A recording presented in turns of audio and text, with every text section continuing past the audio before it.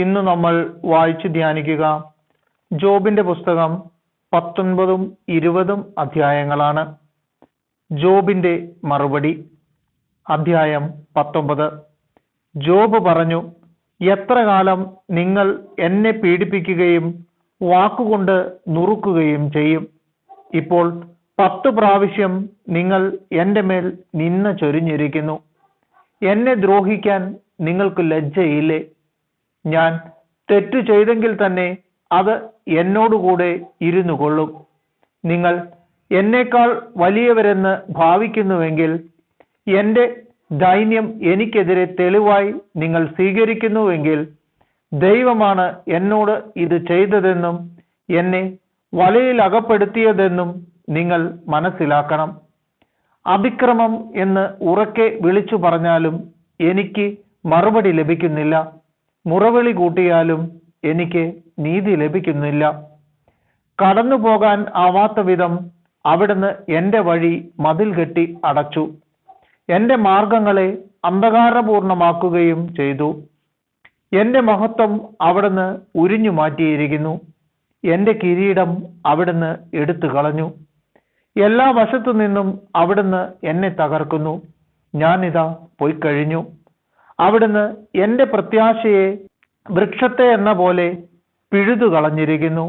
എനിക്കെതിരെ അവിടുന്ന് ക്രോധം ജ്വലിപ്പിക്കുന്നു. അവിടുന്ന് എന്നെ ശത്രുവായി എണ്ണിയിരിക്കുന്നു. അവിടുത്തെ സൈന്യങ്ങൾ എനിക്കെതിരെ ഉപരോധമുയർത്തിയിരിക്കുന്നു. എൻ്റെ കൂടാരത്തിന് ചുറ്റും അവർ പാളയമടിച്ചിരിക്കുന്നു. അവിടുന്ന് എൻ്റെ സഹോദരന്മാരെ അകറ്റിയിരിക്കുന്നു. എൻ്റെ പരിചയക്കാരും അപരിചിതരായി തീർന്നു. ബന്ധുജനങ്ങളും ഉറ്റ സ്നേഹിതരും എന്നെ ഉപേക്ഷിച്ചു. എൻ്റെ ഭവനത്തിലെ അതിഥികളും എന്നെ വിസ്മരിച്ചിരിക്കുന്നു. എൻ്റെ ദാസിമാർ എന്നെ അന്യനായി കരുതുന്നു. ഞാൻ അവരുടെ ദൃഷ്ടിയിൽ പരദേശിയായി തീർന്നിരിക്കുന്നു. ഞാൻ ദാസനെ വിളിച്ചാൽ അവൻ കേൾക്കുന്നില്ല. ഞാൻ അവനോട് യാചിക്കേണ്ടി വരുന്നു. എൻ്റെ ഭാര്യ എന്നോട് അറപ്പ് കാട്ടുന്നു. എൻ്റെ സഹോദരന്മാർക്കും ഞാൻ നിന്ദാപാത്രമായി. കൊച്ചു കുട്ടികൾ പോലും എന്നെ പുച്ഛിക്കുന്നു. എന്നെ കാണുമ്പോൾ അവർ പരിഹസിക്കുന്നു. എൻ്റെ ഉറ്റ സ്നേഹിതന്മാർ എന്നിൽ നിന്ന് അറപ്പോടെ അകലുന്നു. ഞാൻ സ്നേഹിച്ചവർ എനിക്കെതിരെ തിരിഞ്ഞു. എൻ്റെ അസ്ഥി ത്വക്കിനോടും മാംസത്തോടും ഒട്ടിയിരിക്കുന്നു. ജീവൻ പോയിട്ടില്ലെന്നേയുള്ളൂ. എൻ്റെ പ്രിയ സ്നേഹിതരെ, എന്നോട് കരുണയുണ്ടാകണമേ. ദൈവത്തിൻ്റെ കരം എൻ്റെ മേൽ പതിച്ചിരിക്കുന്നു. ദൈവത്തെ പോലെ നിങ്ങളും എന്നെ അനുധാവനം ചെയ്യുന്നതെന്ത്? എൻ്റെ മാംസം കൊണ്ട് നിങ്ങൾക്ക് തൃപ്തി വരാത്തതെന്ത്?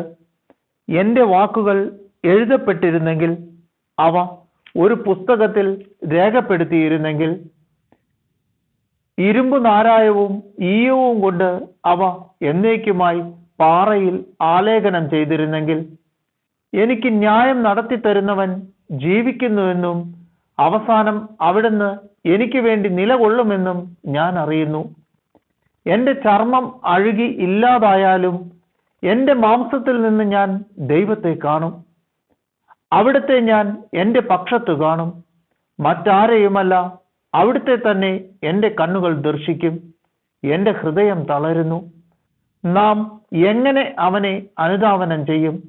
അവനിൽ കുറ്റം കണ്ടെത്തിയിരിക്കുന്നു എന്ന് നിങ്ങൾ പറയുന്നെങ്കിൽ, വാളിനെ ഭയപ്പെടുക. ക്രോധം വാൾ അയക്കും. അങ്ങനെ ന്യായവിധിയുണ്ടെന്ന് നിങ്ങൾ മനസ്സിലാക്കും. അധ്യായം 20.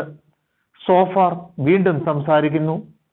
നാമാത്യനായ സോഫാർ പറഞ്ഞു, അക്ഷമ നിമിത്തം മറുപടി പറയാൻ എന്നിൽ ചിന്തകൾ ഉയരുന്നു. എന്നെ നിന്ദിക്കുന്ന ശകാരങ്ങൾ ഞാൻ കേൾക്കുന്നു.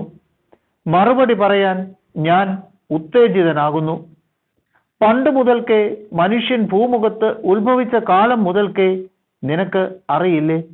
ദുഷ്ടന്റെ ജയഭേരി ക്ഷണികമാണെന്ന്, അധർമ്മിയുടെ സന്തോഷം നൈമിഷികമാണെന്ന്. അവൻ ആകാശത്തോളം ഉയർന്നാലും അവന്റെ ശിരസ് മേഘങ്ങളെ ഉരുമി നിന്നാലും തൻ്റെ വിസർജന വസ്തു പോലെ അവൻ നശിച്ചു പോകും. അവൻ എവിടെയെന്ന് അവനെ മുൻപ് കണ്ടിട്ടുള്ളവർ ചോദിക്കും. സ്വപ്നം പോലെ അവൻ മാഞ്ഞു പോകും. പിന്നീട് അവനെ കാണുകയില്ല. ഒരു നിശാദർശനം പോലെ അവൻ പലായനം ചെയ്യും. അവനെ കണ്ടിട്ടുള്ള കണ്ണുകൾ ഇനി അവനെ കാണുകയില്ല. അവന്റെ പാർപ്പിടം അവനെ ദർശിക്കുകയില്ല. അവന്റെ മക്കൾ ദരിദ്രരുടെ കാരുണ്യം യാചിക്കും. അവന്റെ സമ്പത്ത് അവൻ തന്നെ തിരിച്ചു കൊടുക്കും. അവന്റെ അസ്ഥികളിൽ യുവത്വം തുളുമ്പി നിൽക്കുന്നു. എന്നാൽ അത് അവനോടുകൂടി പൊടിയിൽ കിടക്കും. അവന്റെ നാവിന് തിന്മ മധുരമായി തോന്നിയേക്കാം. അവനത് നാവിനടിയിൽ ഒളിച്ചു വച്ചേക്കാം. രുചി ആസ്വദിക്കാൻ വേണ്ടി ഇറക്കാതെ വായിൽ സൂക്ഷിച്ചാലും ഉദരത്തിലെത്തുമ്പോൾ അത് സർപ്പവിഷമായി പരിണമിക്കുന്നു. വിഴുങ്ങിയ സമ്പത്ത് അവൻ ഛർദ്ദിക്കുന്നു. ദൈവം അവന്റെ ഉദരത്തിൽ നിന്ന് അത് പുറത്തു കൊണ്ടുവരുന്നു. അവൻ സർപ്പവിഷം കുടിക്കും. അണലിയുടെ കടിയേറ്റു മരിക്കും. തേനും പാൽക്കട്ടിയും ഒഴുകുന്ന നദികളെ അവൻ നോക്കുകയില്ല. തന്റെ അധ്വാനത്തിന്റെ ഫലം അവൻ അനുഭവിക്കാതെ മടക്കി കൊടുക്കും. തന്റെ വ്യാപാര ലാഭവും അവന് ആനന്ദം പകരുകയില്ല. എന്തെന്നാൽ അവൻ പാവപ്പെട്ടവരെ പീഡിപ്പിക്കുകയും അവഗണിക്കുകയും ചെയ്തു. താൻ പണിയാത്ത വീട് അവൻ പിടിച്ചെടുത്തു. തന്റെ അത്യാഗ്രഹത്തിന് അതിരില്ലാത്തതിനാൽ തനിക്ക് ഇഷ്ടപ്പെടുന്നതൊന്നും നേടാൻ അവന് സാധിക്കുകയില്ല. അവൻ ഭക്ഷിച്ചതിനു ശേഷം ഒന്നും മിച്ചം വരികയില്ല. അതിനാൽ അവന്റെ ഐശ്വര്യം നിലനിൽക്കുകയില്ല. സമൃദ്ധിയുടെ പൂർണ്ണതയിൽ അവന് ഞെരുക്കമുണ്ടാകും. ദുരിതങ്ങൾ ഒന്നാകെ അവന്റെ മേൽ നിപതിക്കും. ദൈവം തന്റെ കഠിനമായ കോപത്തെ അവനിലേക്ക് മതിയാവോളം അയക്കും. ഭക്ഷണം പോലെ അത് അവന്റെ മേൽ വർഷിക്കും. ഇരുമ്പായുധത്തിൽ നിന്ന് ഒഴിഞ്ഞു മാറുമ്പോൾ പിച്ചളയസ്ത്രം അവനിൽ തറഞ്ഞു കയറും. അവന്റെ ശരീരത്തിൽ നിന്ന് അത് ഊരിയെടുക്കുന്നു. അതിന്റെ തിളങ്ങുന്ന മുന പിത്തഗ്രന്ഥിയിൽ നിന്ന് പുറത്തെടുക്കുന്നു. ഭീകരതകൾ അവന്റെ മേൽ വരുന്നു. സാന്ദ്രമായ തമസ് അവന് നിക്ഷേപമാക്കി വെച്ചിരിക്കുന്നു. ആരും ഊതിക്കത്തിക്കാത്ത അഗ്നി അവനെ വിഴുങ്ങും. അവന്റെ കൂടാരത്തിൽ അവശേഷിക്കുന്നതിനെയും അത് ദഹിപ്പിക്കും. ആകാശം അവന്റെ അനീതികളെ വെളിപ്പെടുത്തും. ഭൂമി അവനെതിരെ ഉയരും. അവന്റെ ഭവനത്തിലെ സമ്പാദ്യങ്ങൾ കവർച്ച ചെയ്യപ്പെടും. ദൈവകോപത്തിന്റെ ദിനത്തിൽ അവ പൊയ്പോകും.